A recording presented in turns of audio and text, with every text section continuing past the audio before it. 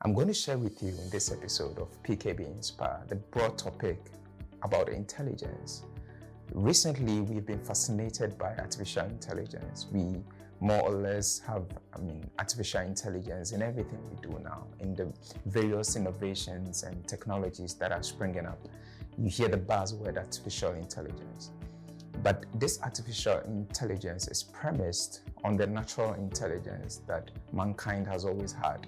Across civilizations, across many conquests and voyages, mankind has always been fascinated. Psychologists have always been fascinated by the topic of intelligence. I'm going to share with you the four main types of intelligence that psychologists have posited. And we're going to look at the various definitions and how, of course, it applies to you. So stay tuned.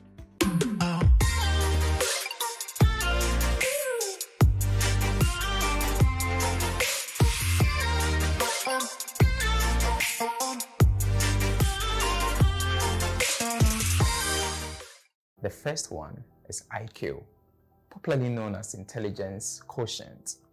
This usually measures one's ability to either solve mathematical problems or recall information.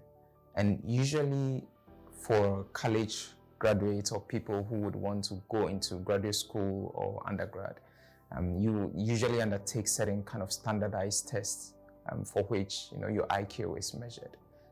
It's not a full measure of one's full capability.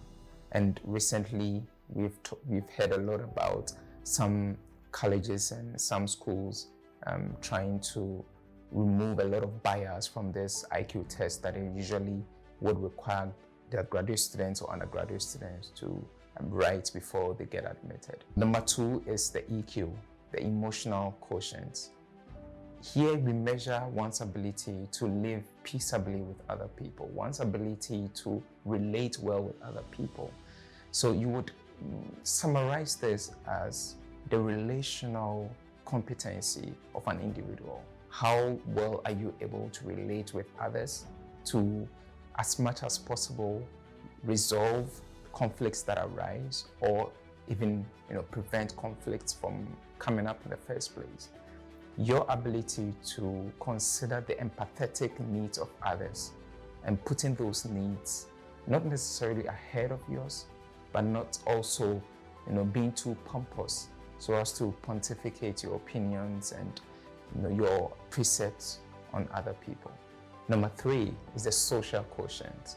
This is the kind of intelligence that measures one's ability to build network. So what we typically would refer to as social capital. One's ability to build a strong social network of friends and maintain those friendships or those networks over a very long period of time. So if you are strong in social quotient, you would typically be someone who is able to build a network, who is able to maintain that network over a very long period of time. Number four is adversity quotient. Here we measure one's ability to go through adversities and the many vicissitudes in life, being able to face challenges and go through all those challenges, coming out with still a cool head.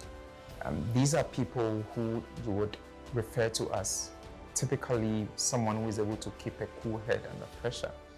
And adversity quotient is very important in the era of rising cases of mental health issues, regarding work-related mental health issues, relationship-related mental health issues.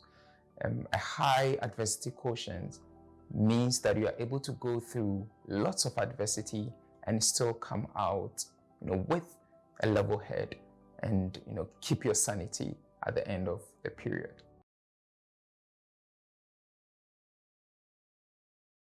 Now here's the interesting fact with these types of intelligence that I've shared with you. People with very high EQ, emotional quotient, and SQ, social quotient, tend to go really further in life than those with high IQ, SQ, and EQ. Think about it. This is why it is erroneous for schools to focus on just high IQ when admitting students into schools. It is critical that we give an equal opportunity and equal chance for students who have other key competencies, so as not to just focus on high IQ students as the only achieving students who would make it in life. Consequently, a man with high IQ is likely to be employed by someone with high EQ and SQ. Although on the average, this other person who typically is the entrepreneur with a high EQ or SQ has an average IQ compared to someone with a high IQ. So you see this all the time, that very high IQ students who graduate from school end up working for people with high EQ and SQ, which is quite commonplace. Another interesting fact is that your EQ represents your character and your SQ represents your charisma. So your EQ, emotional quotient, really represents your character, who you are at the core. And the SQ, your social quotient, represents your charisma, how you're able to inspire other people. So in the context of entrepreneurship and leading teams, it's important not just to focus on people with high SQ or the charisma, the ability to exude that kind of influence, but there are people who typically have very high emotional quotient. They are very empathetic. They may not be the most enthusiastic within the team, but they are highly empathetic, they are good listeners, and they are able to harness the strengths and weaknesses of all the other team members towards achieving the common goal. So, of course, if you're managing a team or a business, you need to have this in mind.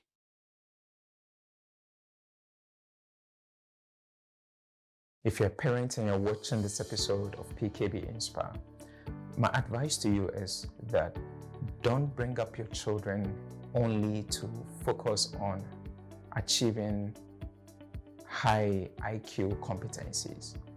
Remember, we talked about 4 different types of intelligence. Expose your children to other aspects of life other than academics, so they can develop the adversity quotient. Allow them to interact with other kids so they can develop their social quotient.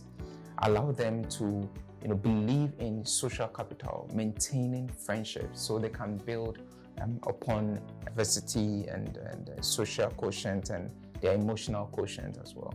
Allow them to believe in building strong, meaningful friendships and relationships so they can build their emotional and social quotients.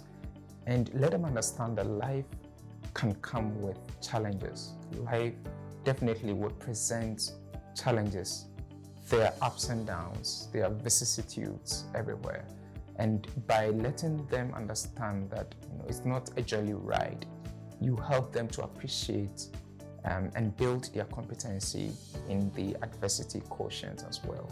Life has to be holistic, especially in the era where we have technology being an intermediary, technology taking away the physical contact that we ought to have with people. It's important to expose kids to all these types of intelligence that I've shared with you.